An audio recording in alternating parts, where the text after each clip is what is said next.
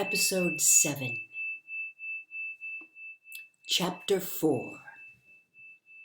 By the late summer, the news of what had happened on Animal Farm had spread across half the county.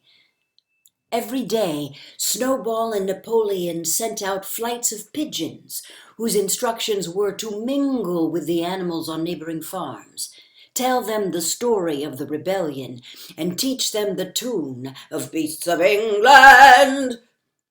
Most of this time, Mr. Jones had spent sitting in the tap room of the Red Lion at Willingdon, complaining to anyone who would listen of the monstrous injustice he had suffered in being turned out of his property by a pack of good-for-nothing animals. The other farmers sympathized in principle, but they did not at first give him much help. At heart, each of them was secretly wondering whether or not he could somehow turn Jones's misfortune to his own advantage. It was lucky that the owners of the two farms which adjoined Animal Farm were on permanently bad terms. One of them, which was named Foxwood, was a large, neglected, old-fashioned farm, much overgrown by woodland, with all its pastures worn out and its hedges in a disgraceful condition. Its owner, Mr. Pilkington, was an easy-going gentleman farmer who spent most of his time in fishing or hunting, according to the season. The other farm, which was called Pinchfield, was smaller and better kept. Its owner was a Mr. Frederick, a tough, shrewd man, perpetually involved in lawsuits and with a name for driving hard bargains. These two disliked each other so much that it was difficult for them to come to any agreement, even in defense of their own interests. Nevertheless, they were both thoroughly frightened by the rebellion on Animal Farm, and very anxious to prevent their own animals from learning too much about it. At first, they pretended to laugh, to scorn the idea of animals managing a farm for themselves. The whole thing would be over in a fortnight, they said. They put it about that the animals on the Manor Farm, for they insisted on calling it the Manor Farm, they would not tolerate the name Animal Farm. They insisted the animals were perpetually fighting among themselves and were also rapidly starving to death. When time passed, and the animals had evidently not starved to death, Frederick and Pilkington changed their tune and began to talk of the terrible wickedness that now flourished on Animal Farm. It was given out that the animals there practiced cannibalism, tortured one another with red-hot horseshoes, and had their females in common. This was what came of rebelling against the laws of nature, Frederick and Pilkington said. However, these stories were never fully believed. Rumors of a wonderful farm where the human beings had been turned out and the animals managed their own affairs continued to circulate in vague and distorted forms. And throughout that year a wave of rebelliousness ran through the countryside. Bulls, which had always been tractable, suddenly turned savage. Sheep broke down hedges and devoured the clover. Cows kicked the pail over. Hunters refused their fences and shot their riders onto the other side. Above all, the tune and even the words of Beasts of England were known everywhere. It had spread with astonishing speed. The human beings could not contain their rage when they heard this song, though they pretended to think it merely ridiculous. They could not understand, they said, how even animals could bring themselves to sing such contemptible rubbish. Any animal caught singing it was given a flogging on the spot. And yet the song was irrepressible. The blackbirds whistled it in the hedges.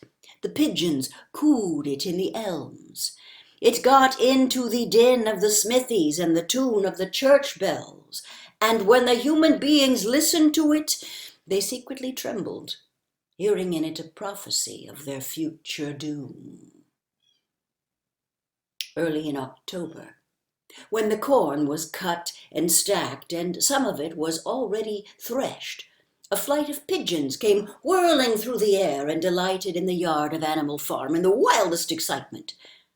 Jones and all his men, with half a dozen others from Foxwood and Pinchfield, had entered the 5-barred gate and were coming up the cart track that led to the farm.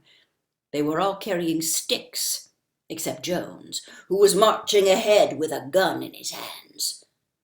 Obviously, they were going to attempt to recapture the farm. This had long been expected, and all preparations had been made. Snowball, who had studied an old book of Julius Caesar's campaigns, which he had found in the farmhouse, was in charge of the defensive operations. He gave his orders quickly, and in a couple of minutes every animal was at his post. As the human beings approached the farm buildings, Snowball launched his first attack. All the pigeons, to the number of 35, flew to and fro over the men's heads and emptied their bowels upon them from midair.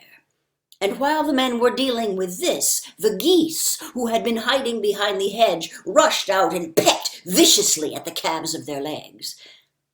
However, this was only a light skirmishing maneuver, intended to create a little disorder, and the men easily drove the geese off with their sticks. Snowball now launched his second line of attack. Muriel, Benjamin, and all the sheep, with Snowball at the head of them, rushed forward and prodded and butted the men from every side, while Benjamin turned around and lashed at them with his small hoofs. But once again the men, with their sticks and their hobnailed boots, were too strong for them. And suddenly, at a squeal from Snowball, which was the signal for retreat, all the animals turned and fled through the gateway into the yard. The men gave a shout of triumph. They saw, as they imagined, their enemies in flight, and they rushed after them in disorder. This was just what Snowball had intended. As soon as they were well inside the yard, the 3 horses, the 3 cows, and the rest of the pigs, who had been lying in ambush in the cowshed, suddenly emerged in the rear, cutting them off. Snowball now gave the signal for the charge. He himself dashed straight for Jones. Jones saw him coming, raised his gun, and fired. The pellets scored bloody streaks along Snowball's back, and the sheep dropped dead. Without halting for an instant, Snowball flung his 15 stone against Jones's legs. Jones was hurled into a pile of dung, and his gun flew out of his hands. But the most terrifying spectacle of all was Boxer, rearing up on his hind legs and striking out with his great iron-shod hooves like a stallion. His very first blow took a stable lad from Foxwood on the skull and stretched him lifeless in the mud. At that sight, several men dropped their sticks and tried to run. Panic overtook them, and the next moment all the animals together were chasing them round and round the yard. They were gored, kicked, bitten, trampled upon. There was not an animal on the farm that did not take vengeance on them after his own fashion. Even the cat suddenly leapt off a roof onto a cowman's shoulders and sank her claws into his neck, at which he yelled horribly. At a moment when the opening was clear, the men were glad enough to rush out of the yard and make a bolt for the main road. And so, within 5 minutes of their invasion, they were in ignominious retreat by the same way as they had come, with a flock of geese hissing after them and pecking at their calves all the way.